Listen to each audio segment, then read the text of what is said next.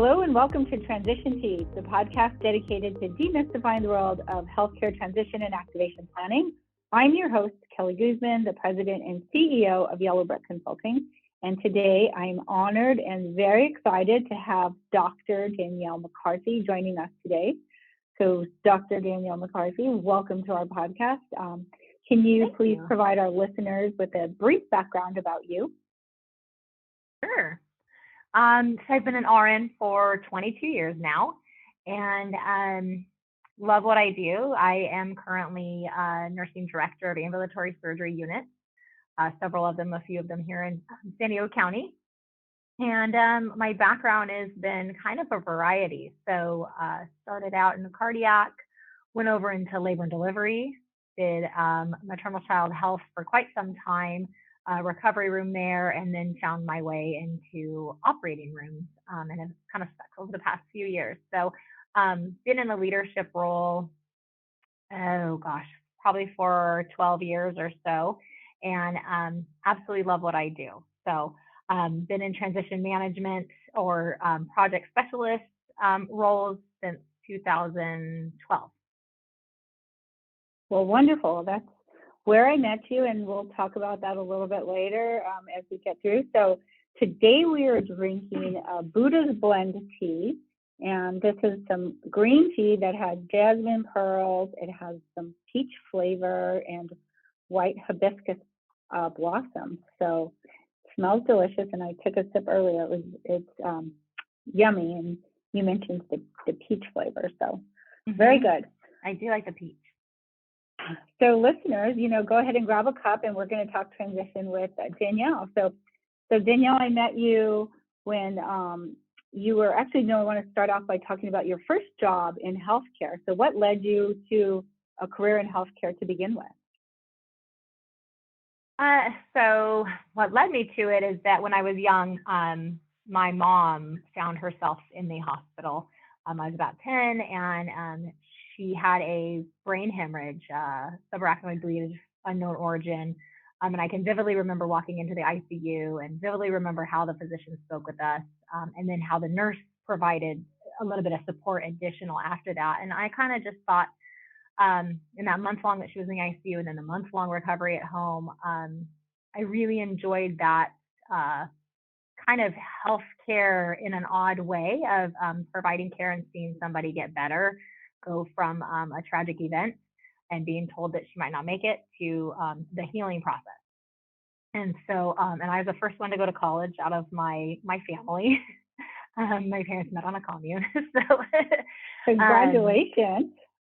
Yeah, so made it. I did my associates first and then went on to my bachelor's, and just felt the support the whole way through. My first job was in a cardiac unit, as I had kind of said earlier. And I actually got that job. I was working as a CNA, a registry CNA, while I had my nursing license and trying to look for jobs. And I was working with a nurse, and he grabbed me and he was like, "Wait, you're an RN?" And I said, "Yeah, I just passed my boards. I'm just putting my application out." He took me down the hall to his manager and sat me in her office, and I got hired on the spot. So it was fantastic. And I don't regret any minute of being in cardiac, and loved every little bit of it. I love your story. You're the poster child for every position along the way, from CNA, going through associates, bachelor's, master's, which is when I met you, and then getting your doctorate. So congratulations. That is not an easy milestone. I have not done it personally, but I have a huge admiration for the grit and the commitment that it takes. So cheers to you for that. So speaking of when we met, so I met you when we were opening up a greenfield hospital. And for those listeners who don't know what a greenfield hospital is, it is one of the most difficult challenges I think that anybody will ever have in their lives, because you are opening up a brand new facility that has never been opened before. So it's usually in a community where there wasn't a hospital, which was the case with you, and had to hire all brand new staff. So you need to do all of the team building, the recruiting, the setup, and getting ready to take care of patients with people who you've never met before. So kind of tell me about your experience how you had that job and what that was like. Okay, that was very interesting. So, did not know what I was up for when I took on that position, and and so I was employee number 11 at that facility, and it was myself and another director were the lowest levels, and I remember day one pulling up to a office, which I was not used to. I'm used to going to the hospital. I'm used to being in scrubs, and even if I showed up in business attire and change into scrubs, spending my day in scrubs. And so, being in an office setting, and then just getting plans and saying, "Here's your department. There's no walls to it yet. There's no nothing, and we need to figure out how we're gonna how we're gonna start functioning in here." So the director next to me and myself and her, we just kind of started going through the process of looking at plans and trying to figure out our way through this hospital. And as it was getting built, it was kind of things would come up. Hey, we need physicians. Let's go recruit physicians. I'd go with the CEO. We go recruit physicians. And every step along the way, she would say, well, we're going to go speak with a urologist. Okay, well then urology, we're going to bring urology in. That's going to cost another $200,000. So it was kind of just trying to figure out aligning yourself and getting resources on board. So finding the vendors that would support you, finding staff that would support you. I want to say that staffing was the hardest part for us. I feel like I know we'll probably talk about it a little bit later, but one of the very common things that I see.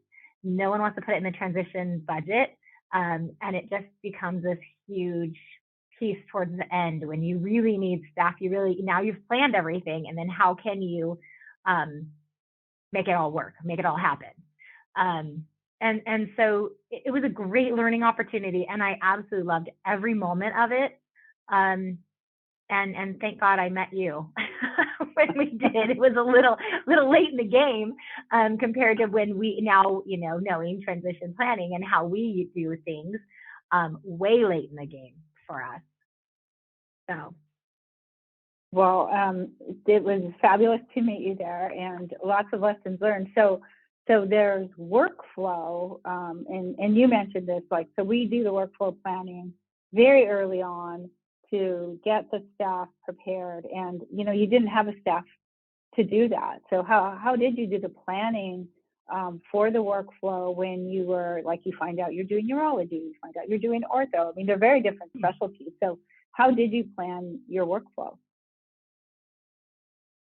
So as every new specialty would come up, so first we started internal, right? So inside of our department. So we'd start in the operating room. How do we function inside that room first? Then it's how do we function in our department? Then how am I getting a patient from the pre-op space into the operating room? And what's the workflow there? What is the back and forth? It was myself and two techs really that kind of put together. But and then you have to think about, so that's just people, right? People movement. Then you have to think about instrument movement and how am I getting an instrument from SPD into my operating room? Then how am I getting it back out of the operating room? How am I getting the supplies into my room? Who's doing that process? How am I carrying it? Is it being wheeled, carried? What carts do I purchase? So I just think a lot of it started making sense when you could kind of walk that space. And for me, it was taking those designs and those plans very early on and just kind of putting myself in that space and walking it and living it and breathing it. And then once the walls went up, it was kind of like, oh, I know this, I've been here. So as far as workflow process, it was fairly easy for me to kind of create that workflow with the few, like I said, reaching out to the right resources and talking to the right people. Having a tech was super important because I'm obviously the nurse in the room. I know what my workflow is, but getting that tech brain and then getting an anesthesiologist on board and getting a surgeon on board. So a lot has changed, so that's 2012, 10 years ago, right?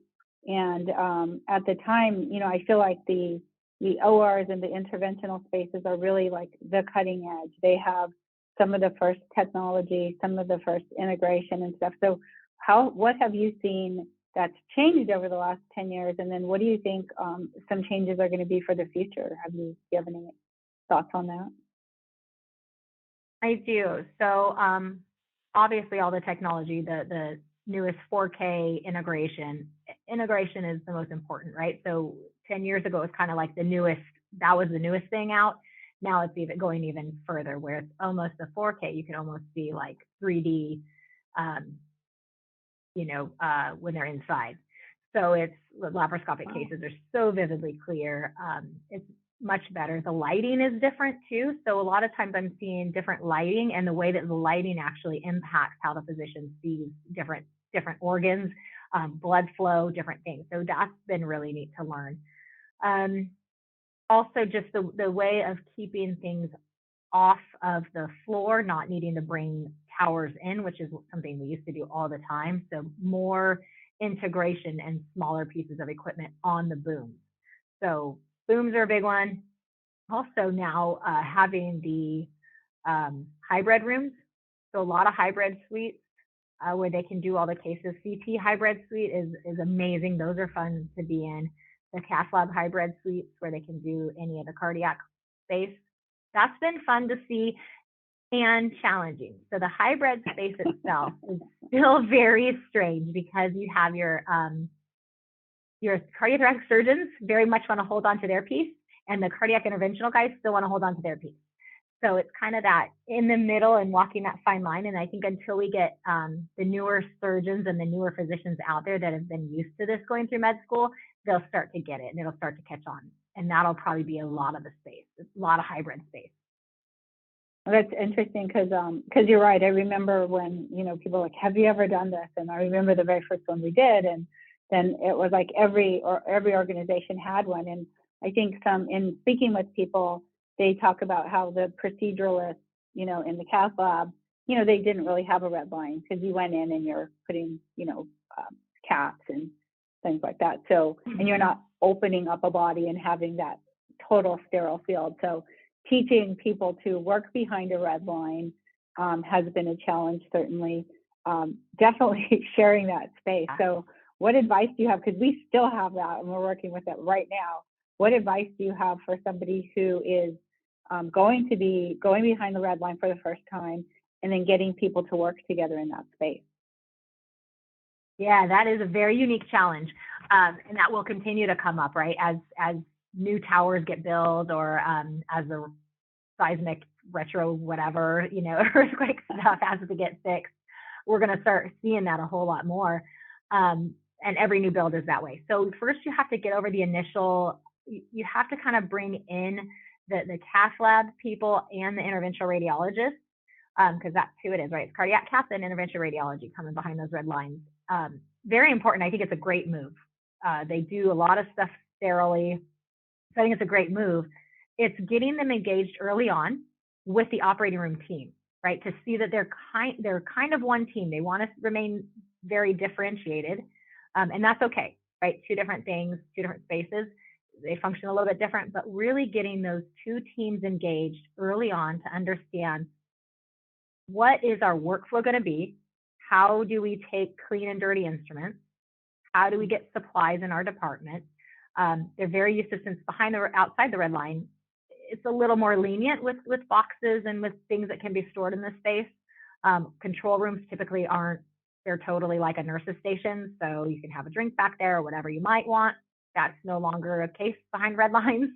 And then the biggest one is codes, actually. So code blues, right? So they happen kind of frequently in cardiac catheters. It's part of what happens, but it's now a little bit different, because the operating room, we call codes internal, since we have physicians there on with us. So we have an anesthesiologist right there. We have anyone that can intubate right there instead of calling a code. So a lot of times those are the conflicts that we see. Then it's working, the next piece is working in that pre and post-op space.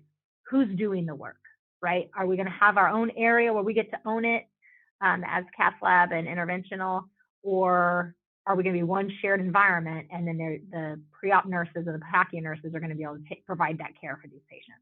So there's a lot of space sharing all of a sudden, and it's really getting those two early on involved, so you're not having separate workflows starting out.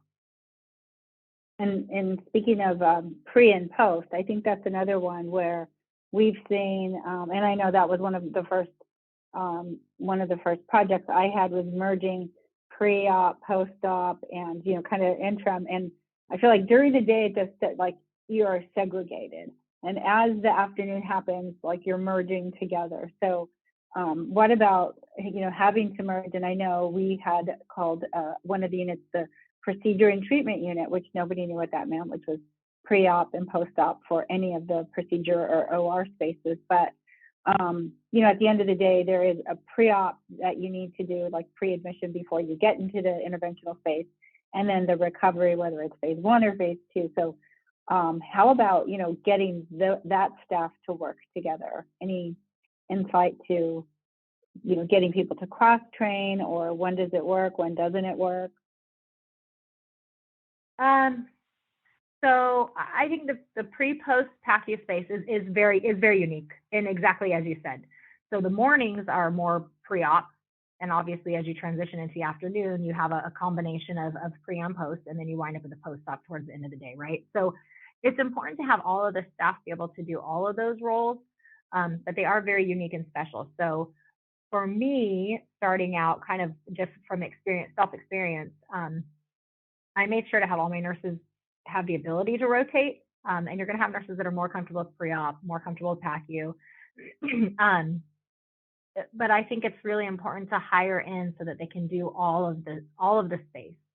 And I think it's great to have it designed as one big unit. I love when they're like that. I don't like when they're separated out, because separated out makes you just really limited on what you can do. So when it can be kind of one big space, it's good. You can have that flex area and the flex space, and everyone can take call. It's just a lot easier. If you do have them separate, then you have to still have that little bit of flexibility of, then is your pre-op able to take care of your post-op patients, right? So not necessarily PACU, but after your phase 2. So getting ready to go home, can they take care of those ones, or can they take care of the moderate sedation? So there's a way to look at it, and there's a couple different ways to spin it, but it's really all about the culture you bring, right? As you're hiring people in and you're kind of creating that culture. This is a culture we're establishing here, and we're going to all help each other out in whatever capacity that might be, and we're going to train you to that. Yeah, I think one trend that or worry that administrators and managers, the directors of the areas have, is like, well, are people going to quit when you open up this new, because they were only pre, or they were only post, or they were only OR, they're only cath lab, and now you've got this cross training going on. And I do think there's something to be said about, like, here's your specialty and you love your specialty, but as it expands and kind of the margins aren't quite as clear and we start kind of stretching, it becomes more important. So that's certainly something that we've seen that we take into consideration, like how many people are going to leave, and I know that there was some turnover even in new facilities, and you talked about that earlier, like with staffing. So what kind of staffing strategies do you have, or do you think about as you're opening up this new? So you talked about hiring for culture, so I think that's great when you're able to get that new team. But when you have an existing, but then you're adding on new, any thoughts on how to incorporate new staff with your existing staff so that they all start to begin to function as a team, like if you're adding 5-6 ORs? Yeah. So a lot of change management, right? a lot of setting expectations. And I think when you do pull staff over and you are combining then with bringing in new staff, I think including the staff that maybe you want to emulate, the staff that are the culture that you expect, having them in the interview process, and then also having some of the other staff as well, but having a majority of the staff the culture you want to establish in the interview process, so they can interview for like-minded people is a great idea to have. So I do that. I include them a lot in the process, a lot in what do you think about this? How do you think this is going to go? And if it's a hard no, oh my gosh, no one's going to ever do that, then we're going to talk about it, right? Why? What are the barriers? So just really involving the staff a whole lot along the way, I think is so important. And the earlier you can get those people in, the better.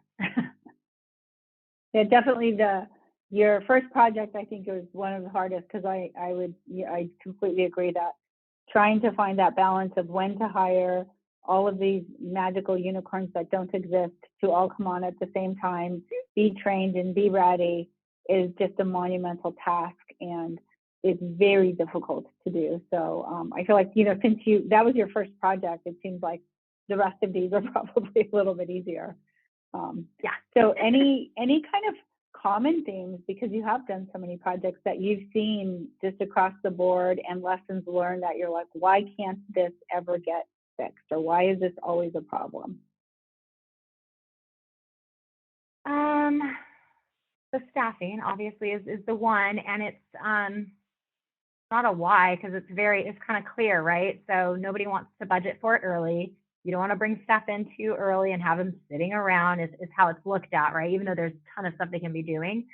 So that's a lot of times, and I think it's underestimated how hard it is to get staff, which is especially right now, right? Here and now, we're seeing healthcare making a change.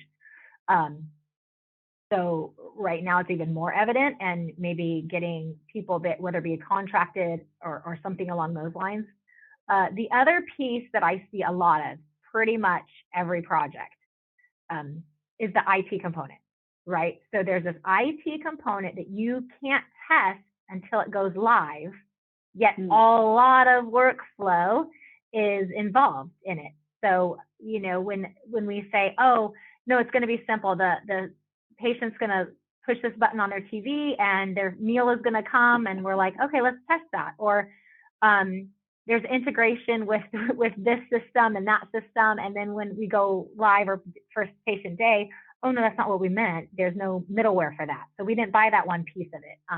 And so workflow has to change. So that's pretty consistent. Every once in a while you hit a project when it's like, wow, that's spot on and it went really well. But it's more times than not that it's we need to rethink that workflow. So a lot of times when I'm doing the dress rehearsals, I'll say, okay, so what if that doesn't work? What would be our backup plan? That's a great segue to dress rehearsal. So you are one of our most experienced facilitators, because you've done this on both sides and you've helped to facilitate. So when we go facilitate, we work with an organization, and usually as a project specialist, we do an orientation for you and tell you about what the changes are, what the space is going to look like. So what do you do to prepare to go work with the facility and, work with the team to get them through, maybe perhaps, they might have only been in the space one or two times. So what are some strategies that you use as a facilitator to prepare yourself to work with the team in the new facility?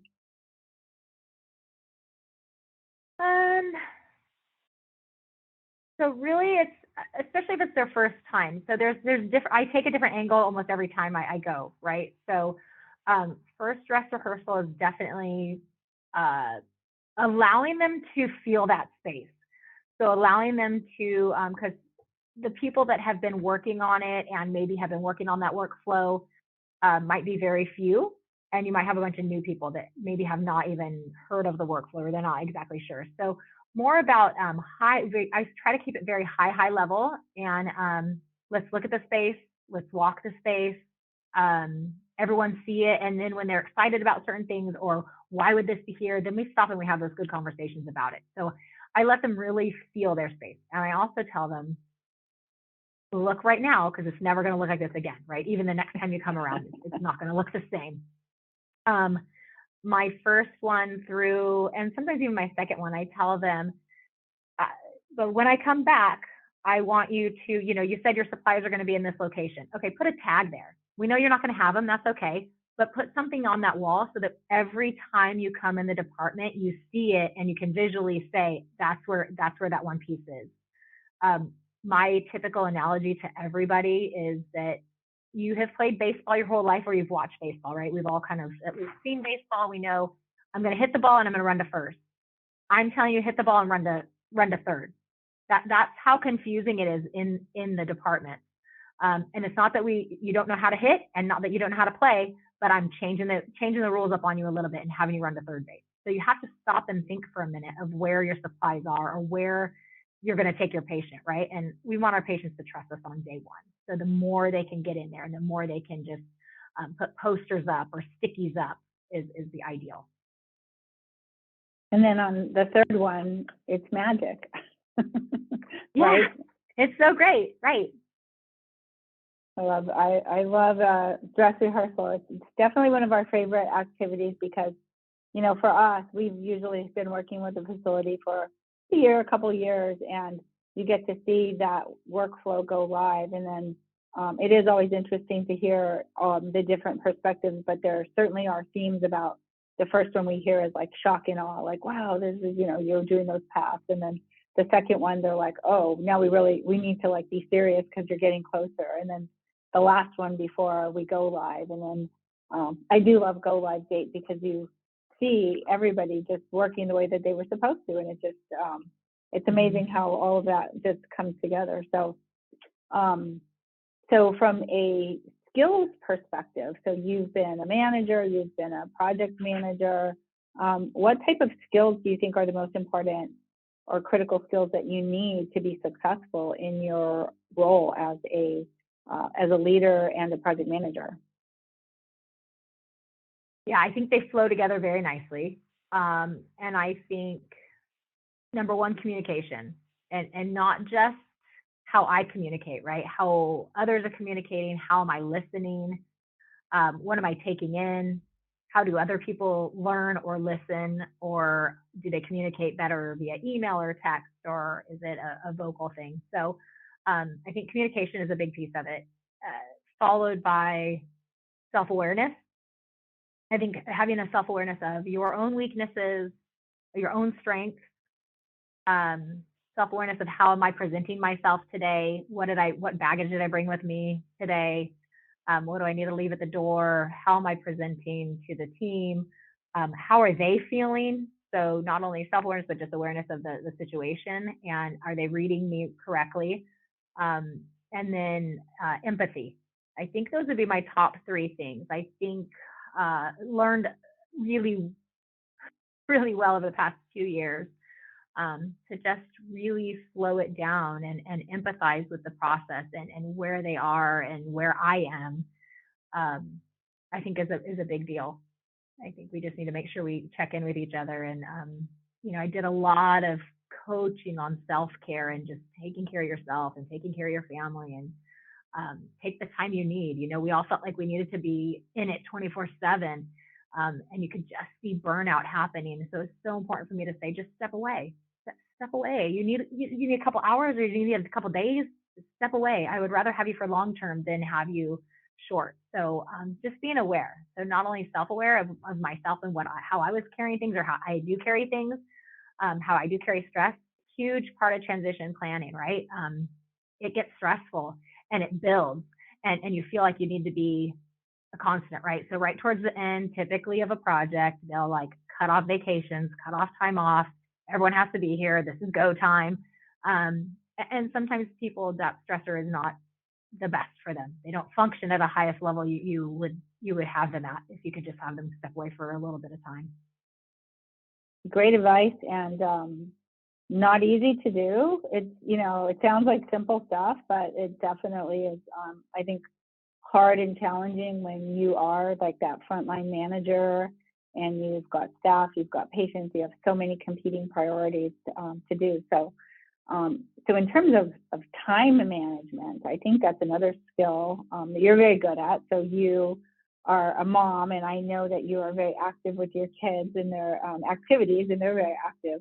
And you're a manager, and then you also, you know, recently got your doctorate degree. So how do you prioritize like getting all of those things done? And I know you love to run and exercise. So how do you manage it all? Oh, good question.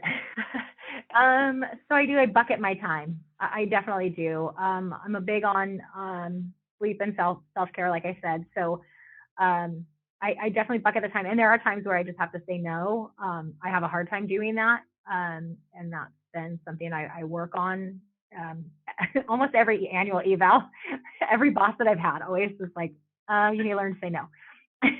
And it's just me. I want to give, and I want to give back to my community, and I want to give to my family, and I want to give to work. And so there's a certain point we have to learn, you don't have all the time in the world, or I give myself a good deadline, right? So what's the deadline? And then I move them. I move my projects or myself stuff that I have to do. So if there's something pressing, that takes precedence, and that goes forward. So like while getting my doctorate, I just sat on the sidelines, like you said, with my kids, but sat on the sidelines and just wrote my papers. So they understood it's typically a family discussion if I do anything like that. If I am taking on a new career or doing anything, it's typically a family discussion of here's how much time it's going to probably eat up, and we're good with that. And then they all know that I have to have my time to exercise. Otherwise, it stresses everybody out. So yeah, I just bucket my priorities and bucket my time. That's what I do. I think that's how I met you. We were coming. I know exactly where we were, but you were exercising. I was so excited to see you, and I'm like, oh, Danielle, got to hug you, and you're like, get away, I'm sweaty. I was like, oh, I was a sweaty mess. So excited. But it was awesome. So let me see. You've been, one of the questions is you've been on the client side and you've been on the consulting side. So any common themes that you see or skills that you need to take on both sides? Or would you approach your work very differently? I mean, for me, I know it was a big wake up call to go from being the owner and the boss, because I just said something and it happened. Not that it happened, but, it was like, oh, well, these are our initiatives. We got to go and do them. And then as a consultant, you really have to gingerly step and understand, I feel like a lot more. And a hospital isn't a hospital, isn't a hospital. And an OR isn't an OR, isn't an OR. And what works here doesn't work there. So any kind of just things that you've seen being on one side versus the other? Yeah, I mean, you got to be patient with the process. So it was definitely different. I mean, my project, as you know, was so different. I was just, by the time we got you guys on board, by the time I met you, we were just grateful to have you. We had already done so much work kind of on our own, and maybe not necessarily the right process, but we got there, and then you kind of fine-tuned it and refined it. Going through it with other people, it's a process of we all know what it's going to look like at the end. We all know our job, right? I knew how to manage an operating room. I didn't know how to get there. So it's taking those little teeny pieces and being patient with that, I think was a big deal. Being patient with the process and not rushing through the process. And I think that's something that I help clients with for sure, is just kind of, I know that this seems tedious and I know that it seems crazy. We go into the same thing again. We're asking the same thing again. We're doing policies way early, but there's a process and a place for it, and that's why. And so I think learning patience, just being patient with the process is one of the biggest things. It's funny you mentioned the list, because I know at the beginning of the project, we have this task list that we go through, and it is quite tedious, but it's all of the things that we know, like here's what's going to have to happen. So it is a very long, extensive task list, but we customize it based on each of the groups that we work with. And always it is boring. Our team doesn't look forward to it. The hospital doesn't look forward to it. But I have to tell you, just in this last month, 2 people came and they're like, oh, I need you to come and I need you to bring your list, because we don't have any lists and we're doing these projects and they're a hot mess and we just need structure. So, even if it's not my list, I think anybody who has a list, if you're doing a project, you definitely need a list with a timeline and a deadline, or it just doesn't happen. It falls off of everybody's list. So I know it's funny you said that. So final question, just looking back, and you've had such an extensive career, and I think it's just so admirable how you've gone from CNA to doctor. That's just super impressive. So any advice you would give to somebody who would like to follow a career path such as yours? So again, be patient with yourself. I think that taking those steps and not jumping ahead was super important for me to be able to learn each role and to be able to kind of live in the moment. So I never intended to, like when I got my master's, I just got it for myself, right? To prove to myself that I could do it. Doctorate, kind of same thing. I don't know where it's going to take me, if it'll, open up new avenues. I just didn't want to be limited in what I could do in case an opportunity came up. I would like to be able to have that degree in my back pocket and just be ready to go. Learning is always, so you don't have to have a degree to learn, but learning, constant knowledge, I just think you need to keep on moving forward. I had no intention of ever being a administrative role. I absolutely love bedside nursing. I love being with the patients. And it actually took me a little while. I had kind of mourned the loss of my bedside nursing when I took on the role that I'm currently in, because I don't have, I can't really be bedside as much. However, I can round on patients and I can round on my staff and I can make sure that everything's going good. So instead of touching my patients that I only would have touched that day, now I get to touch everybody, right? So now I have hundreds of patients every day instead of just 5, right? Or 8 or whatever it might have been that I would taken care of. So I think just feeling each of the places that you're in, and is it the right place for you? As long as you're doing what you love to do, then you're in the right spot, right? Doesn't matter. Don't try the climb without making sure that's the right position and right place for you. I absolutely, my staff and my team, when they come to me and say, I think I'm going to go for this position, I'm like, excellent. Or I will talk them out of it if I don't think they're ready for it, or if I don't think they're quite, if it's a good move for them, right? So like, why are you doing that move? Let's talk about it. But I always encourage everybody to take those leaps, do something new, learn something new. I think it's good. That's great advice. I know there's definitely things how I had my whole career mapped out, and it absolutely didn't turn out at all the way I had planned. So, when somebody presents you with something, you're like, okay, that sounds like a great idea. I'm going to go ahead and do that. Jump through those doors.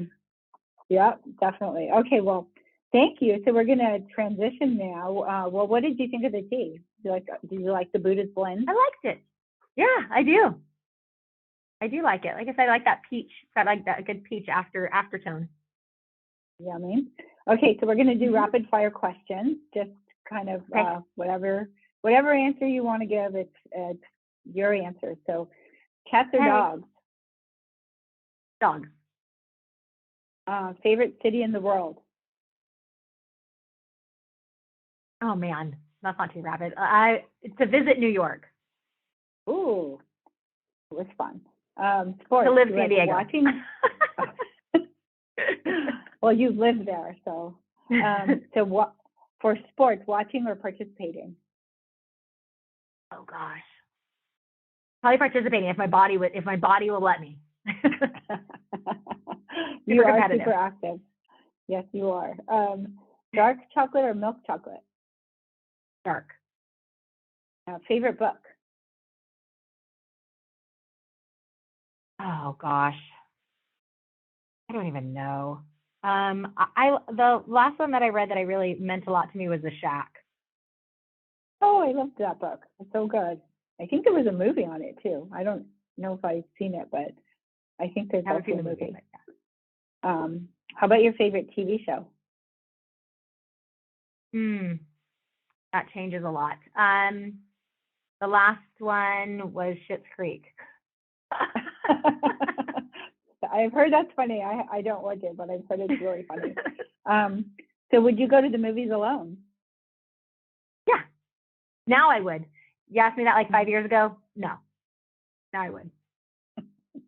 Awesome. Would you rather be able to speak every language in the world or be able to talk to animals? Every language. I love that. How about your dream destination?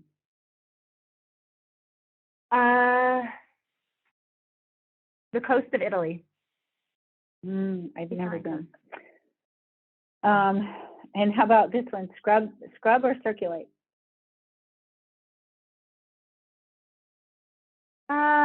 Scrub. I've never done either, so. Well, thank you so much for your time. And if our listeners want to get in touch with you, do you have a profile or information you can share, your contact? I do. I'm on LinkedIn, Danielle McCarthy, DNP RN. I think but I work at Kaiser, so affiliated with Kaiser, and Yellow Brick, obviously.